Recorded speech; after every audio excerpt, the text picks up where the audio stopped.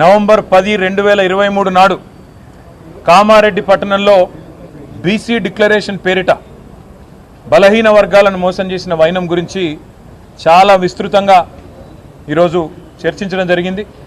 దాదాపుగా 20-25 మంది తమ తమ అభిప్రాయాలను పూర్తి స్థాయిలో మరి వివరంగా చెప్పడం కూడా జరిగింది.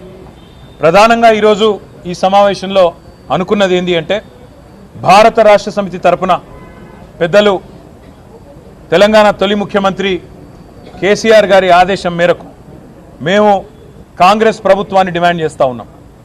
మీరు ఖచ్చితంగా కామారెడ్డిలో ఇచ్చిన బీసీ డిక్లరేషన్లోని ప్రతి హామీని అమలు చేసేదాకా తప్పకుండా ప్రధాన ప్రతిపక్షంగా మీ వెంటబడతాం. రాష్ట్రంలోని బలహీన వర్గాల పక్షాన మిమ్మల్ని అడుగడుగున నిలదీస్తూనే ఉంటామనే మాట నేను విజ్ఞప్తి చేస్తూ ఉన్నా.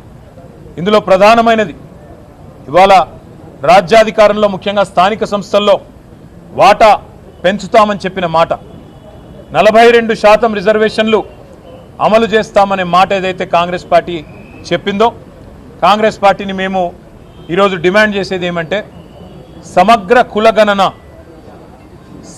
కులగణన వెంటనే స్టార్ట్ చేయండి, మాటలకే పరిమితం కాకండి. సమగ్ర కులగణన వెంటనే ప్రారంభించి మరి 42% రిజర్వేషన్ల అమలును కూడా చట్టబద్ధం చేయాలని, నవంబర్ 10 లోపల ఈ ప్రక్రియ పూర్తి చేయాలని చెప్పి మేము డిమాండ్ చేస్తూ ఉన్నాం.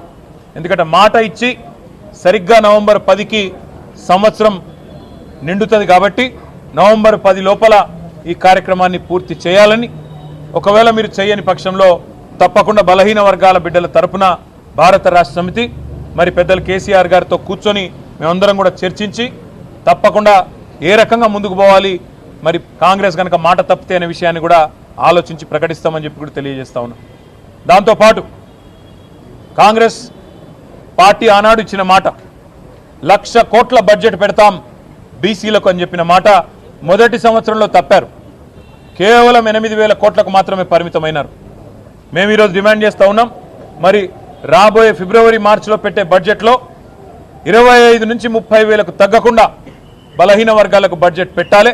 బీసీ సబ్ ప్లాన్ కూడా మీరే మాట ఇచ్చారు. ఎట్లా అయితే ఎస్సీ సబ్ ప్లాన్ ఉన్నదో అట్లాగే బీసీ సబ్ ప్లాన్ కూడా పెడతామన్నారు. తప్పకుండా బీసీ సబ్ ప్లాన్ కూడా పెట్టాలి. అవసరమైతే అక్టోబర్ నవంబర్ సెషన్లో పెట్టాలి, లేదంటే వచ్చే బడ్జెట్ సెషన్లో పెట్టి 25 నుంచి 30 వేల కోట్లకు బడ్జెట్ తగ్గకుండా పెట్టాలని చెప్పి కూడా మేము డిమాండ్ చేస్తూ ఉన్నాం.